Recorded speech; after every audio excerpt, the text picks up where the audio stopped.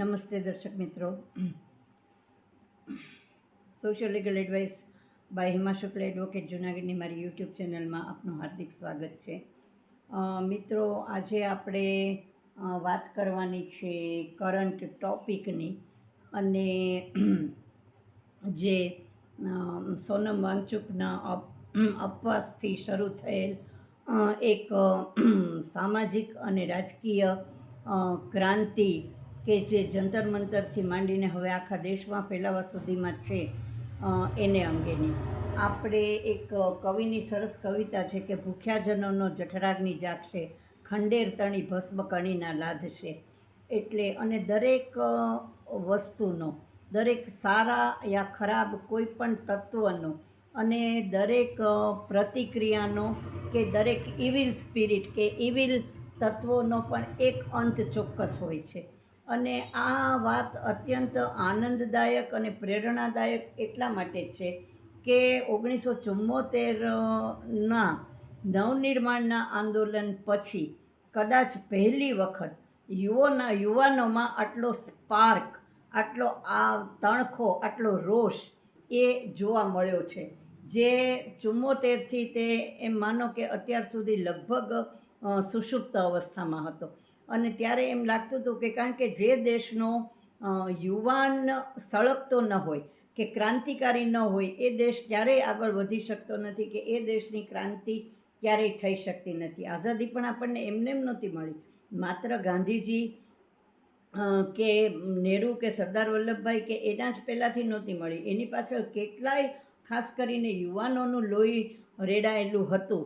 સાવરકરજીથી માંડીને કેટલાયનું કે જે એકદમ નવલોહિયા 16 વર્ષથી માંડીને શરૂ કરવાના હતા. અને આ સ્પાર્ક જ્યારે યુવાનોમાં ખતમ થઈ જશે ત્યારે કોઈ પણ દેશ ખતમ થઈ જશે.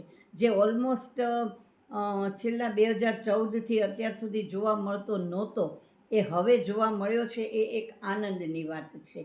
અતિશય ખોટું, અતિશય ભ્રષ્ટાચાર, અતિશય અનીતિ, રાજકારણમાં અતિશય લબાડી, કોમન પીપલને અતિશય થતો અન્યાય, અને આ બધું જે ખૂબ જ આનું જે ભયંકર ઇવિલ ચાલતું હતું આપણને ખ્યાલ નથી. પણ આટલી બધી મોંઘવારી, આટલી બધી બેરોજગારી, ભણેલા યુવાનો પણ જ્યારે અણીને વખતે આવ્યા હોય, બાળકોએ આખું વરસ આટલી બધી તન તોડીને મહેનત કરી હોય, મા બાપોએ એની પાછળ આટલા બધા બેશુમાર પૈસા ખર્ચ્યા હોય, શિક્ષણનું જ્યારે આટલું ભયંકર વ્યાપારીકરણ થઈ ગયું હોય, ગરીબ માણસના સંતાનો ભણી જ ન શકે એવું આખું વાતાવરણ એક બનાવી દેવામાં આવ્યું હોય, અને આ સંજોગોમાં પણ જ્યારે આવી મહત્ત્વની કહી શકાય એવી પરીક્ષાઓના પેપર ફૂટે તો એ ફોડનાર કોઈ હાલી મવાલી કે કોઈ નિરક્ષર કે કોઈ એવા માણસો હોય જ નહીં. આ લિંક ખૂબ જ ઊંડી હોય, અને આ ભ્રષ્ટાચાર છે એ બોટમથી માંડીને ટોપ સુધીનો છે. એમ કહેવાય છે કે ગંગાસાગર પાસે મેલી થાય કે કલકત્તામાં મેલી થાય ને એ સમજી શકાય, પણ અત્યારે ગંગોત્રીથી માંડીને મેલી થાય છે, એના ઉત્પત્તિ સ્થાનથી જ મેલી છે. અને એને પરિણામે પછી એ જ્યારે ગંગાસાગર સુધી આવે ત્યાં સુધી તો એમાં માત્ર ઉકરડો કે ગટર સિવાય કંઈ રહ્યું જ હોતું નથી કે રહ્યું જ નથી. અને જેની પ્રતિક્રિયા અત્યારે યુવાનોમાં દેખાય છે, દેખાવી જ જોઈએ. અને હજી આખા દેશમાં એના પડઘા પડશે જ. ગ્રહયોગોની રીતે પણ આ એક બહુ મહત્ત્વની અને એક બહુ અફર વાત છે કે કોઈ પણ વસ્તુનો અંત હોય જ છે. એ અંત કેવો લાવવો એ શરૂઆત કરનારની પોતાની પ્રમાણિકતા, નૈતિકતા, દાનત આ બધા ઉપર આધાર રાખે છે. કારણ કે કોઈ પણ વસ્તુનો આદર કરવો, એમાં એન્ટ્રી એ બહુ સહેલી છે, પણ એક્ઝિટ કે એનું સમાપન કરવું એ હંમેશા બહુ મહત્ત્વનું છે. અને મોટા ભાગના લોકો, પછી તે સાધુ મહાત્મા હોય, રાજકારણી હોય કે કોઈ પણ હોય, દરેકને એન્ટ્રી આવડે છે ધામધૂમથી, પણ એક્ઝિટ મોટા ભાગનાને આવડતી હોતી નથી. અને એને મોટે ભાગે ધક્કા મારીને જ એક્ઝિટ પડાવવી પડતી હોય છે. માનભેર કોઈએ એક્ઝિટ લીધી હોય એવું લગભગ બન્યું કે બનતું નથી. તો આ જે યુવાનો જંતર મંતર છે, કે અમદાવાદ ખાતે છે, કે રાજકોટ ખાતે છે, કે યુપી બિહાર ખાતે છે, કે આગળ આવ્યા છે અને પોતાના જીવના જોખમે આટલો પ્રોટેસ્ટ કરી રહ્યા છે, નાની નાની દીકરીઓ જે આગળ આવી છે, બહુ સરસ એક દીકરી બોલતી હતી કે અમે માત્ર જવાબ માગીએ છીએ, અમે કાનૂન હાથમાં લેતા નથી, અમે કંઈ કરતા નથી, પણ અમે માત્ર જવાબ જ માગીએ છીએ, જે આપવું તમારી ફરજ છે અને લેવો એ અમારો હક છે. એટલે તો આટલા નાના નાના બાળકો પણ જે મોરચે આવી, એના મા બાપોને પણ ધન્યવાદ છે કે એ પણ આ લોકોને એલાવ કરતા હશે ને મોકલતા હશે, કારણ કે દરેકના જીવનું જોખમ છે એવા સંજોગોમાં.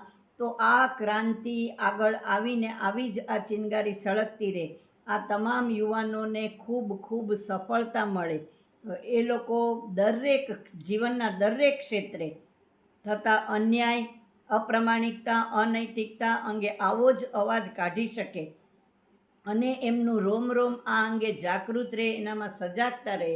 પછી ભલે એમ કહેવાય છે કે સુકાવાસે લીલું પણ થોડું બળે. આમાં રાજકીય લાભ ખાટનારા પણ હશે, પોતાનો સ્વાર્થ સાધનારા પણ હશે. એ જે કંઈ હોય તે પણ એનું પ્રમાણ 2-5% હોય, અને એ હોય તો ભલે હોય, જેને લેવો હોય એને મુબારક. પણ આમાં 90% તો જે છે એ સાચા અને સ્પાર્કવાળા હશે, કે જે દેશ માટે એક, અને લોકશાહીમાં વિરોધ પક્ષ સબળ હોવો જ જોઈએ, દરેકમાં વિરોધ કરવાની ચિનગારી કે આગ હોવી જ જોઈએ, તો જ લોકશાહી ટકે. નહીં તો આપણીને બીજા દેશોની કે આપણી સાથે જ આઝાદ થયેલા પાકિસ્તાનમાં તફાવત જ એ છે કે જ્યાં લોકશાહી નાનું નામ નિશાન નથી. તો જેટલો પ્રબળ વિરોધ પક્ષ, જેટલો પ્રબળ યુવાન, જેટલો સજાગ અને સચેત યુવાન વિરોધ કરી શકે એવો યુવાન, એટલી લોકશાહી મજબૂત રહેવાની છે. એટલે ખુદ આપણા વડાપ્રધાન જે અત્યારે આ બધા પહેલાંનું મૂળ છે, એ પણ આવી વિદ્યાર્થી ચળવળમાંથી જ આ પ્રગટેલી વ્યક્તિ છે. તો આ તો એવું છે કે આપણી સામે થાય ત્યારે આપણને બહુ કડવું લાગે, આપણે પોતે કરતા હોઈએ ત્યારે આપણને હંમેશા એ ન્યાયી ને જસ્ટિફાઈ લાગે. એટલે પણ વારા પછી વારો અને મારા પછી તારો, એ કુદરતનો ક્રમ છે, એ થવાનું જ છે. એટલે તમામ યુવાનોને મારા ખૂબ ખૂબ અભિનંદન. અને આ અંગે તમારે લીગલ કંઈ પણ પેલું જોઈતું હોય તો અમે દેશના તમામ એડવોકેટો તમારે માટે તૈયાર જ છીએ, તમારી સાથે જ છીએ. તમે અમારી મદદ આવી જ રીતે લઈ શકો છો, અને ગમે ત્યારે તમારે જ્યારે પણ જરૂર પડે ત્યારે તમે અમારી પેલી લઈ શકો છો, એવી મારી તમને ખૂબ ખૂબ શુભેચ્છા. અને તમામ એડવોકેટ મિત્રો, બાર એસોસિએશનો વગેરે પણ હું આપને એક શ્યોરિટીની બાંયધરી આપું છું કે તમને ચોક્કસ અમારો સાથ સહકાર મળી રહેશે, જો તમારી લડત નિસ્વાર્થ, સત્યતાપૂર્વકની અને નીતિમત્તાપૂર્વકની હશે અને ચાલુ રહેશે તો, અને તેવા લોકો માટે. એટલે મિત્રો, wish you best of luck. આગળ વધો, ન્યાય હંમેશા તમારી સાથે છે, અને સૌથી વધારે વાત તો એ કે ઈશ્વર હંમેશા ન્યાયની સાથે છે. પછી એ લડાઈ કુરુક્ષેત્રની હોય કે જંતર મંતરની હોય. આપના કંઈ પણ પ્રોબ્લેમ હોય તો આપ મારો કોન્ટેક કરી શકો છો. મારો મોબાઈલ નંબર છે 9925261335 અને 9428014823, 99252 61335 94 280 14 8 23. હું જૂનાગઢમાં સિનિયર એડવોકેટ તરીકે છું. આપ ચોક્કસ મારો કોન્ટેક કરી શકો છો. આ અંગેના આપના પ્રત્યાઘાતો, પ્રતિભાવો વગેરે પણ મારી સાથે શેર કરી શકો છો. આપ ઈચ્છો તો આપનું નામ પણ ખાનગી રાખવામાં આવશે, અને આપ પણ આ અંગેની સજાગતા કેળવી અને આ યુવાન મિત્રો માટે શક્ય એટલું કરો. અને જો વિડીયો ઉપયોગી લાગ્યો હોય તો એને please like, share and subscribe it also.